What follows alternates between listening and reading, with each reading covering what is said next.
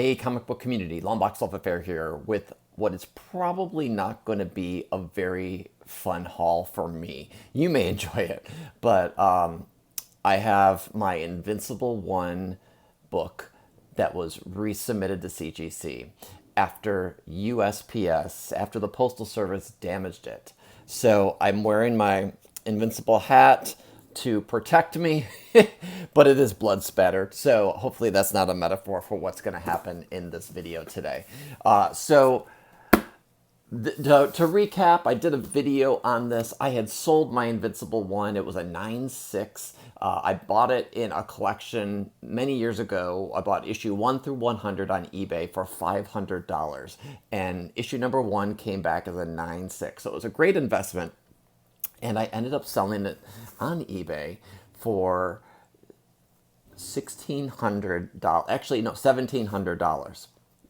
That was the eBay price. Obviously, I didn't net that at the end because eBay takes their fees and all that fun stuff. So I sent it across the country and to Alaska. Someone bought it in Alaska, and the book got damaged in the slab. So the slab stayed perfectly pristine, but the Postal Service must have done something to the book and it shifted. Some people had said in the comments that that actually happens, and so maybe extreme weather, maybe shifting in the Postal Service, maybe someone banged the box down hard, but at the end of the day, the box wasn't damaged, so USPS wouldn't do anything. It was a futile effort, and I was out the money. So I obviously refunded the buyer, dealt with that pretty swiftly, but it's just a huge bummer, huge bummer. And so I sat with the slab. I've had it. It was dinged up inside, and I ended up sending the slab. I didn't crack it. I ended up sending it to a comic presser, and they sent it to CGC for me. So this is the result. So that's the quick and dirty of what happened, and we're gonna see what the result is. I don't know what the grade is because it's not on my account. It was on the presser's account. So I'm nervous. I know there might have been a small tear. There was some waviness in it. So let's see what happened. Okay, this is the big reveal. So I have no idea the grade. I know it's Invincible 1, the original. So let's see.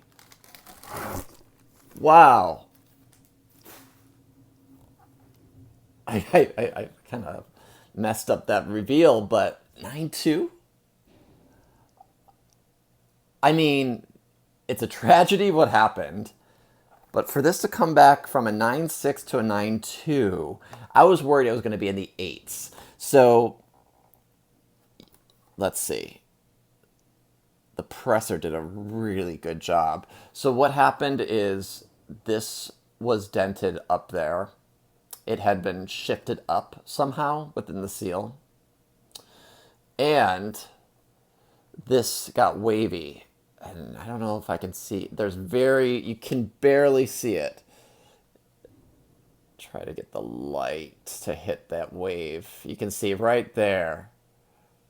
Little waves right there. But it got flattened out really nicely.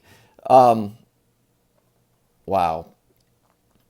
A sad story, 9.6, but now it's a 9.2. I wonder what this is worth these days. Let me check. So it's interesting. The prices on Invincible 1 have really changed since I made my sale on the 9.6. The 9.6 that I sold for $1,700 is now anywhere from $1,100 to $1,500, which is crazy. This book is such a gem, and with the show coming out, I wonder if it'll pop back up because the show has started to release again on Amazon.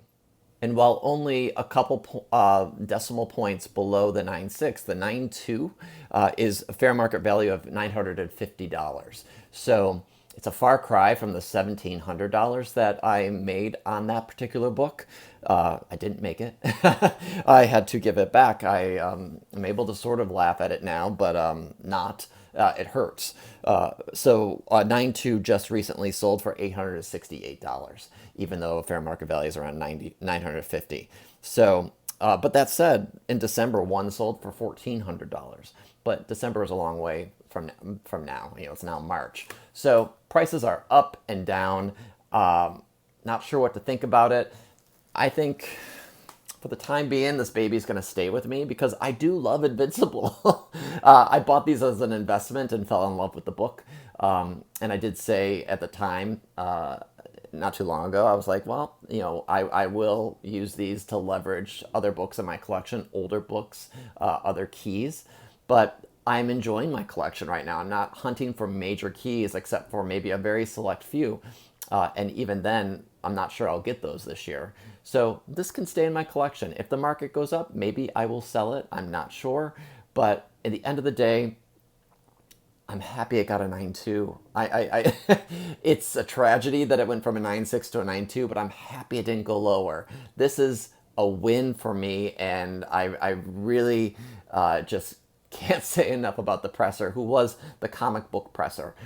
You do a Google search, and they're on Instagram and on they have a website. So definitely check them out. They did wonders with this book, and I just can't believe it came back in the nines. I'll be completely honest. I thought for sure it was going to be dinged up so much that it would be in the eights. So, and it was until they pressed it and helped me out.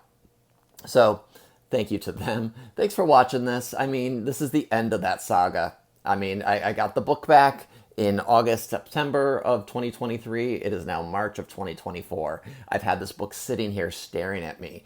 And I was just like, let me send it in. Let me try to fix this and not be so morose about it. So a little bit more of a capstone to that saga.